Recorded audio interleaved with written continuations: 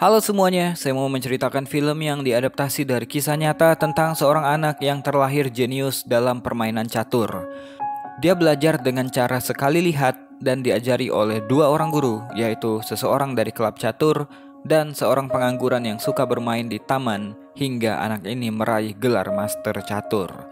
Film yang akan saya ceritakan kali ini judulnya adalah Searching for Bobby Fischer, atau judul lainnya adalah Innocent Move, yang dirilis di tahun 1993. Semoga alur cerita film ini bisa diambil hikmahnya. Langsung aja kita masuk ke alur ceritanya.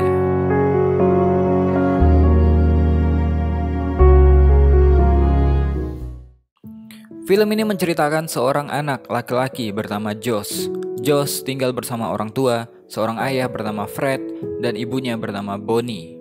Waktu itu Josh baru aja berulang tahun yang ke-7. Ayahnya memberikannya sebuah sarung tangan baseball karena Josh memang sering bermain bersama teman-temannya. Suatu hari di taman, ketika bermain petak umpet dengan teman-temannya, Josh yang lagi bersembunyi gak sengaja melihat kumpulan orang-orang tengah bermain catur. Entah mengapa, Josh jadi tertarik dengan bentuk bedak catur yang bermacam-macam. Suatu hari, ketika pulang sekolah, Bonnie menjemputnya dan mengajaknya untuk makan pizza. Namun, Josh malah mengajak Bonnie untuk menonton orang-orang yang bermain catur di taman. Bonnie gak menyangka apa yang membuat Josh mau datang ke tempat ini, di mana di sana banyak orang taruhan main catur, walaupun ada papan larangan berjudi di sana. Karena menilai tempat ini gak bagus untuk anak-anak, Bonnie mengajak Josh untuk pergi. Namun Josh tetap di sana untuk menonton pertandingan dari dekat, di mana di sana ada seorang grandmaster catur bernama Kamran Shirazi juga bermain. Josh pun memperhatikan permainan tersebut dengan seksama. Ketika di rumah dengan mainannya, Josh pun membuat bidak caturnya sendiri. Kelihatannya Josh mulai tertarik dengan catur. Di hari yang lain, Josh kembali mengajak ibunya untuk menemaninya. Kali ini, dia bermain catur melawan orang tua mantan pecatur profesional yang meminta bayaran jika ingin bermain bersamanya. Bonnie pun memperhatikan Josh bermain. Dia agak kaget sebenarnya karena baik dirinya dan Fred gak pernah mengajari Josh tentang catur. Jack. Namun, di pertandingan itu Josh kalah. Namun yang gak mereka sadari, seorang pria bernama Vinny memperhatikan gaya permainannya Josh. Vinny pun bertanya nama Josh dan menuliskannya di koran. Dia yakin Josh akan terkenal seperti Bobby Fischer karena Josh menggunakan kombinasi untuk menyerang. Bobby Fischer adalah seorang grandmaster termuda yang pernah merebut gelar juara dunia di tahun 1958. Ketika berumur 6 tahun, Bobby udah menunjukkan bakatnya. Awalnya dia sering bermain dengan saudaranya. Namun karena menang terus, Bobby akhirnya bermain melawan dirinya sendiri dengan sama kerasnya. Di umur 14 tahun, Bobby berhasil mengalahkan semua pemain terkuat nasional seorang diri dan menjadi champion termuda sepanjang sejarah. Ketika remaja, dia berhasil mengalahkan pecatur Rusia dan menjadi kebanggaan Amerika. Namun ketika di puncak karirnya, Bobby Fischer malah menghilang. Setelahnya, mereka bertiga pun pergi ke stadion baseball tempat Fred bekerja sebagai penulis berita olahraga. Bonnie menyampaikan pada Fred kalau tadi dia menemani Josh bermain catur di taman dan Bonnie gak tahu dari siapa Josh tahu bermain catur. Ketika hari libur di rumah, Fred mengajak Josh untuk bermain catur bersama. Fred penasaran dengan cerita Bonnie kemarin, jadi ayah dan anak ini pun bermain. Awalnya Fred bermain untuk menguji kemampuan Josh, tapi Josh pun kalah dari Fred. Ketika itu, Bonnie mengatakan kalau Josh membiarkan Fred menang karena dia nggak mau mengalahkan ayahnya. Sama halnya dengan pria tua di taman kemarin. Mendengarkan hal itu, Fred meminta tanding ulang. Fred nggak mau Josh mengalah, karena itu namanya nggak sportif. Josh pun kembali ke kursinya dan kali ini Fred bisa merasakan kalau Josh dalam mode yang serius. Pertandingan kali ini berbeda dengan pertandingan pertama. Malahan, Josh bermain sambil melakukan aktivitas lainnya karena Fred kelamaan berpikir. Josh! Don't hang up.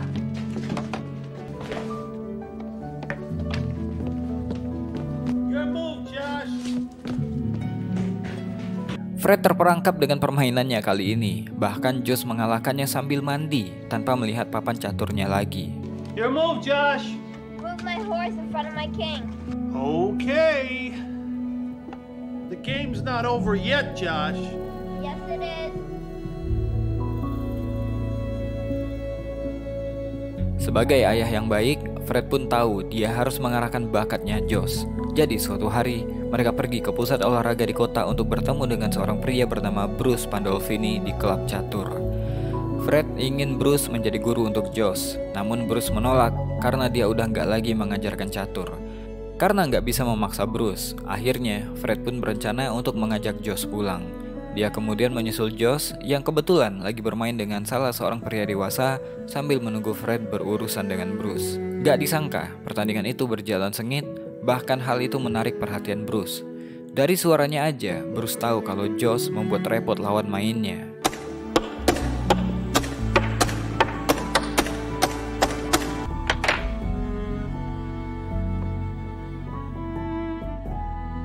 Setelahnya, Josh bermain dengan Vinny di taman. Tentu aja pertandingan itu menjadi pusat perhatian. Gak disangka, Bruce mengikuti Josh yang lagi bermain. Fred tahu Bruce sudah menyesal menolaknya tadi. Oleh orang-orang di taman, Josh sudah mendapatkan julukan sebagai Young Fisher. Ketika akan beranjak tidur, Josh meminta izin pada Bonnie untuk membiarkan Vinny tidur di kasur atas karena Josh pikir Vinny tidur di taman. Bonnie pun bangga dengan kebaikan hati anaknya ini. Di tempat yang berbeda, Fred diundang oleh Bruce untuk melihat turnamen catur. Di tempat ini, semua orang dengan bakat terkuat berkumpul. Contohnya, Joel Benjamin, mantan juara Amerika. Lalu ada pria bernama Roman yang 2 kali juara Amerika. Kemudian Asa Hoffman yang ikut 200 turnamen dalam setahun dan berhasil memenangkan ribuan dolar. Tujuan Bruce mengundang Fred adalah untuk membicarakan perihal Josh. Bruce mengatakan, ada orang yang iseng main catur, ada juga yang menekuninya seperti sains. Namun catur bukanlah keduanya. Catur adalah seni. Di ruangan ini banyak orang hebat berkumpul dan ingin bermain seperti Bobby Fischer, namun mereka semua hanyalah peniru. Bruce mengatakan, titisan Bobby Fischer yang sebenarnya sekarang lagi tidur di rumahnya Fred. Fred pun kaget karena Josh lebih dari apa yang dia pikirkan. Suatu hari, Fred membawa Bruce ke rumah untuk bertemu dengan Josh. Bruce pun melihat isi kamar Josh yang memperlihatkan bahwa Josh memang tertarik dengan permainan-permainan yang melibatkan otak. Gak heran kalau Josh adalah seorang pemikir yang jenius. Bruce pun kemudian mengajak Josh bermain salah satu permainannya. Mereka pun menghabiskan waktu hingga malam hari. Bruce kemudian pergi setelah Fred membayarnya. Dia akan kembali mengajar Josh Sabtu depan. Jadi, setiap Sabtu, Josh akan berlatih catur. Waktu itu Bruce mengajari Josh untuk memecahkan masalah tanpa menggerakkan bidaknya. Made his 4 moves from the position in front of you. I can't do it without moving the pieces.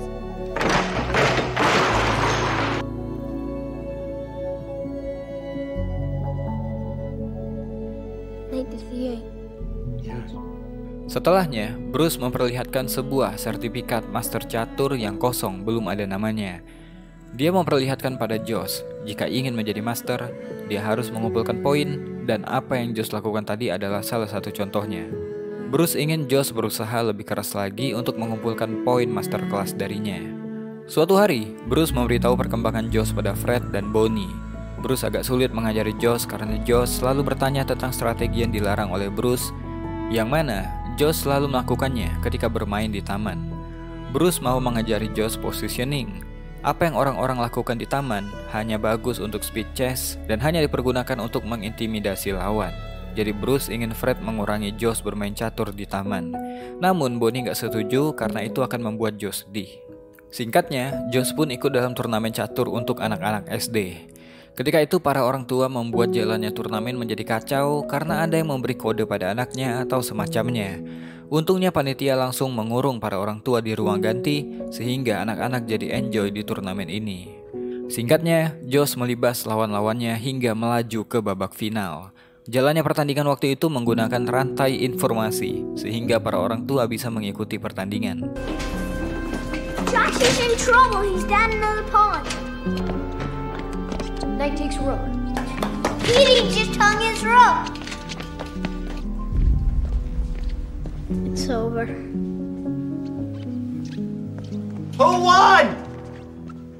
Akhirnya turnamen pun berakhir dan Josh berhasil membawa pulang piala pertamanya. Dalam perjalanan pulang ke rumah, Josh tertidur sangat pulas. Mulai hari itu, sambil masih dilatih oleh Bruce, Josh ikut dalam turnamen-turnamen untuk menaikkan peringkatnya. Dia berangkat ke kota-kota besar dan selalu menang. Bahkan, Vinny sebagai temannya pun bangga atas pencapaian Josh. Setelah turnamen demi turnamen dilewati dan trofi demi trofi didapatkan, peringkat Josh naik menjadi peringkat 1 nasional untuk kategori anak-anak. Suatu hari di sekolah, gurunya berbicara pada Fred dan juga Bonnie. Bu guru mengatakan Josh ketinggalan pelajaran, namun yang lebih dikhawatirkan adalah sisi sosial Josh dan pertemanannya. Tapi, Fred yang merasa disalahkan jadi nggak mau mendengarkan. Bonnie juga bilang kalau Vinny juga menyampaikan hal yang sama. Josh terlalu banyak bepergian, namun Fred terlalu fokus dengan egonya. Fred nggak mau dengar karena dia mengatakan Josh adalah anak yang punya bakat melebihi siapapun termasuk dirinya dan juga bu guru. Fred menganggap bu guru nggak mengerti akan hal itu, jadi Fred menyuruh bu guru diam saja. Karena hal itu, Fred sampai ingin memindahkan Josh ke sekolah swasta dan mengatakan kalau Josh masih bisa bertemu dengan teman-temannya di akhir pekan. Bonnie mengatakan kalau keputusan Fred adalah sebuah kesalahan. Ketika di taman, Josh menceritakannya pada Vinny tentang kepindahan sekolahnya. Lagi asik ngobrol, perhatian mereka teralihkan dengan kerumunan di taman. Mereka pun memutuskan untuk bergabung dan di sana ternyata ada seorang anak seperti Josh lagi bertanding catur. Check. Suatu hari ketika lagi belajar bersama Bruce, anak yang kemarin Josh lihat di taman juga datang ke sana bersama seorang pria bernama Robert. Dia ingin memasukkan muridnya yang bernama Jonathan ke klubnya Bruce, tapi Bruce menolak. Robert mengatakan Jonathan udah bermain catur sejak umur 4 tahun. Robert adalah seorang guru homeschooling karena Jonathan gak mau belajar apa-apa selain catur. Karena penolakan Bruce, mereka pun pergi dari sana. Ketika di rumah sebelum tidur, Josh mengatakan pada ayahnya bahwa sebaiknya mereka nggak pergi ke pertandingan final negara bagian. Josh takut kalau dia menang orang-orang akan mewajarkannya karena saat ini dia ranking 1. Namun kalau dia kalah maka itu akan jadi sebaliknya. Namun Fred menguatkan Josh bahwa Josh udah berjuang keras untuk menghadapi ini. Kata Josh, mungkin lebih baik dia tidak menjadi yang terbaik karena dia bisa kalah dan itu nggak masalah. Josh sebenarnya udah mengalami tekanan yang luar biasa saat ini, namun Fred nggak menyadarinya. Singkatnya, di pertandingan final negara bagian, Josh udah mulai khawatir dan takut jika bertemu dengan Jonathan. Josh tahu di final nanti pasti Josh akan bertemu dengannya. Namun di depannya sekarang Josh sadar kalau lawannya takut berhadapan dengan dirinya. Jadi di pertandingan itu, Josh kalah, atau lebih tepatnya mengalah dalam 7 langkah. Tentu aja hal itu membuat Fred seperti nggak terima. Dia menyuruh Josh mengevaluasi pertandingannya, karena nggak mungkin Josh kalah dalam 7 langkah.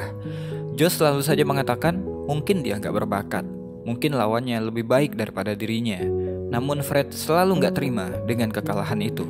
Fred lupa menjadi orang tua yang baik. Why are you standing so far away from me?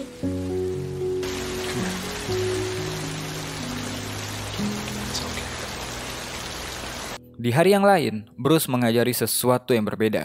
Bruce melarang Josh mendebatnya walaupun Josh pikir langkah yang dia ambil itu benar. Bruce juga melarang keras Josh bermain di taman karena cara bermain mereka akan mengganggu pelajaran yang Bruce berikan. Josh juga diajari sebagai pecatur, dia harus meremehkan lawannya. Josh harus berpikir lawannya itu nggak pantas bersamanya dalam satu ruangan dengannya. Itu penting untuk menaikkan mental dan kepercayaan diri, namun Josh berkata lain. And no more games in Washington Square. They're Potzers, and they're teaching you all the wrong things. They're not Potters. Di lain waktu, Josh masih aja ogah-ogahan dalam bertanding, apalagi harus sampai menghadapi Jonathan. Bahkan Jonathan menang di turnamen manapun yang Josh ikuti. Suatu ketika, Josh berdebat dengan Bruce. Josh ingin sertifikat masterclass yang Bruce pernah lihatkan, kalau tidak, Josh nggak mau memulai langkah caturnya. Bruce pun kesal dan memberikan sertifikat untuk Josh isi sendiri. Gak cuma 1 lembar, karena Bruce mengatakan itu cuma lembar fotokopi yang gak ada nilainya. Melihat hal itu, Bonnie pun menyuruh Bruce keluar dari rumahnya. Bruce cuma mengatakan gak bisa mengirimkan seorang anak untuk bertanding tapi gak mempersiapkan apa-apa untuknya. Karena hal ini, Bonnie juga jadi berdebat dengan Fred. Bonnie lebih memikirkan tentang kesehatan mentalnya Josh. Bonnie mengingatkan kalau saat ini sikap Fred ke Josh bukan lagi seperti ayah dan anak, tapi lebih kepada diktator. Bonnie gak mau kebaikan-kebaikan hati Josh hilang, dan jika itu Fred dan Bruce lakukan, Bonnie berjanji akan membawa Josh pergi. Setelah mendengarkan pertengkaran orang tuanya, Josh kembali fokus ke catur.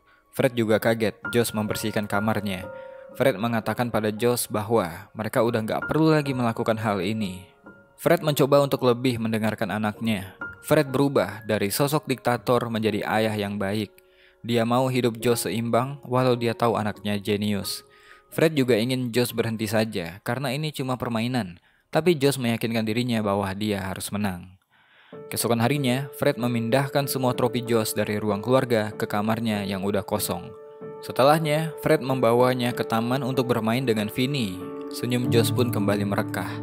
Cara Vinny mengajarkan Josh berbeda dengan Bruce yang mengedepankan disiplin dan keterampilan. Vinny lebih mengasah instingnya Josh dan menyuruh Josh melupakan yang dia pelajari di buku supaya Josh menjadi pemain yang kreatif. Never play the board, always the man. You gotta play the man playing the board. Play me. I'm your opponent. You have to beat me, not the board. Beat me. Your teacher will forget it. Play like you used to, from the gut. You got to risk losing. You got to risk everything. You got to go to the edge of defeat. That's where you want to be, boy. Yeah.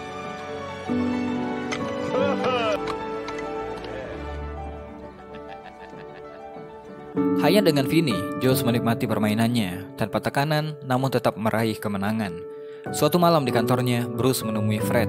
Dia bertanya apakah Josh masih punya rencana untuk ke turnamen Chicago. Bruce bertanya kenapa Josh lebih sering bermain di taman. Fred mengatakan dirinya nggak tahu apakah Josh bermain lebih baik atau tidak. Tapi yang dia tahu saat ini, Josh kembali menyukai catur dan dia menikmatinya. Bruce merasa kalau Fred akan mengirim Josh pada kekecewaan jika Fred membiarkan Josh seperti itu. Fred pun kemudian mengajak Bruce untuk pergi ke Chicago karena Bruce nggak pernah sekalipun menghadiri turnamen yang Josh ikuti. Namun Bruce tetap menolak untuk pergi. Singkatnya, mereka sekeluarga pun sampai di Chicago. Mereka juga membawa serta Vinny. Di lobi hotel, Josh bertemu dengan temannya yang bernama Morgan, lagi diajari strategi catur oleh ayahnya. Hi, Morgan. Josh, where you been? Fishing. I wasn't allowed to talk about chess for 2 whole weeks. Just fish. Fishing? Sure. Singkatnya, sebelum bertanding, Fred memberikan semangat pada Josh. Bedanya, kali ini tanpa tekanan apa-apa dan Fred membiarkan Josh bermain. Josh pun menghadapi lawan pertamanya. Namun Josh sebagai top rank player berusaha nggak mengintimidasi lawannya supaya permainannya tetap bisa dinikmati. Sedangkan Jonathan udah menunggu di meja depan. Turnamen kali ini terlihat berbeda. Josh lebih menikmati permainannya, sebaliknya Jonathan malah merasa terintimidasi oleh kehadirannya Josh yang cepat banget pindah meja. Perlahan-lahan, Josh makin dekat dengan mejanya Jonathan karena mengeliminasi lawan-lawannya dengan cepat. Singkat cerita, ronde terakhir pun dilaksanakan dengan Jonathan versus Josh di meja final. Sebelum pertandingan, Josh didatangi oleh Bruce. Josh mengatakan kalau dia mungkin gak bisa mengalahkan Jonathan. Namun kali ini Bruce membenarkannya. Kehadiran Bruce di sana bukan untuk memberikan tekanan lebih untuk Josh. Dia hadir di sana untuk memberikan sertifikat spesialnya pada Josh. This is to certify that Josh Waitzkin, on this day, has in the eyes of his teacher, attained the rank of Grandmaster. I have never been so proud of anyone in my life. I'm honored to call myself your teacher. Sebuah hal kecil yang gak pernah dilakukan oleh Bruce sebelumnya, namun ini berhasil menghilangkan ketakutan Josh di pertandingan final. Josh pun kembali ke aula, di mana Jonathan udah menunggunya di sana. Pertandingan dimulai, waktu sudah ditekan. Dari tempat lain, mereka tahu kalau Jonathan berusaha menakut-nakuti Josh, namun Josh tetap berusaha tenang dengan memainkan permainannya. Josh membawa 2 pelajaran dari 2 gurunya yang punya sudut pandang yang berbeda. Baru beberapa langkah, Josh udah kehilangan ratunya, hingga Bruce dan Fred pun pesimis bahwa Josh bisa menang. Namun Vinny masih optimis, karena itu adalah sebuah langkah Josh menyiapkan serangannya, karena Vinny yang mengajarinya. Is it over? He's setting him up. Josh is setting him up now. I told him that. Benar aja, ketika itu Josh bisa melakukan skak dan memakan ratunya Jonathan.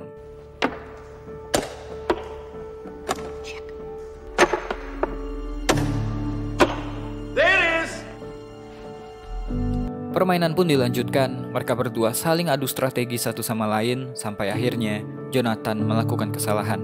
Bruce yang menonton pun udah tahu kalau Josh bisa melihat ke depan, ada 12 langkah yang bisa memastikan kemenangannya. Namun ketika itu Josh gak bisa melihatnya. Tapi dia pun ingat dengan pelajaran yang Bruce berikan. Mudah baginya membayangkan tanpa ada bidak di atas papan. Bruce pun menyadari kalau Josh akhirnya udah bisa melihatnya. Namun sebelum melangkah, dia menawarkan pertandingan seri. Fred memandang Bonnie seakan-akan baru sadar kalau inilah yang selama ini Bonnie gak pengen kebaikan dari Josh hilang. Josh tahu dia bisa menang, tapi dia menawarkan untuk membagi gelar juara bersama Jonathan. You've lost. You just don't know it. Take the drawer, and I'll share the championship. Move.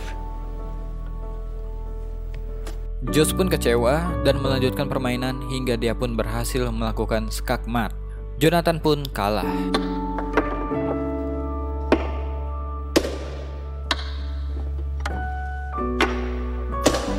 Chuck. Good game. I tried to give him a way out. I know you did. Jonathan dimarahi oleh Robert karena kalah dari pertandingan itu. Yang membuat Josh sedih, Morgan temannya malah harus dievaluasi oleh ayahnya karena dia kalah di turnamen ini. Untuk menghibur Morgan, Josh pun mendengarkan curahan hati Morgan. Sesuatu yang seharusnya ayahnya Morgan lakukan. Melihat hal itu, Fred dan Bonnie pun bangga pada Josh. Josh Waitzkin bermain catur dan menjadi pemain ranking teratas di Amerika di kategori di bawah 18 tahun. Dia meraih gelar National Master pada usia 13 tahun dan International Master pada umur 16 tahun. Di tahun 2000, Josh memutuskan untuk pensiun dari pertandingan catur. Dia dibiarkan untuk bermain basket, baseball, memancing, bahkan meraih kejuaraan dunia di tahun 2004 pada olahraga bela diri Tai Chi. Orang tua kadang-kadang biasanya berambisi supaya anaknya jadi orang yang sukses, berbakat, dan lain sebagainya. Bahkan ada juga orang tua yang memaksakan mimpinya kepada anak-anaknya. Memang benar, anak itu perlu diarahkan minat dan bakatnya, tapi sebagai orang tua juga harus memperhatikan keseimbangan mentalnya. Jangan sampai kebaikan-kebaikan hatinya, akhlak dan adab baik yang dia miliki menjadi hilang karena orang tua terlalu fokus mengejar kesuksesan. Mungkin itu aja buat video kali ini. Saya Besa Putra, to be continue. Jangan bosan jadi orang baik.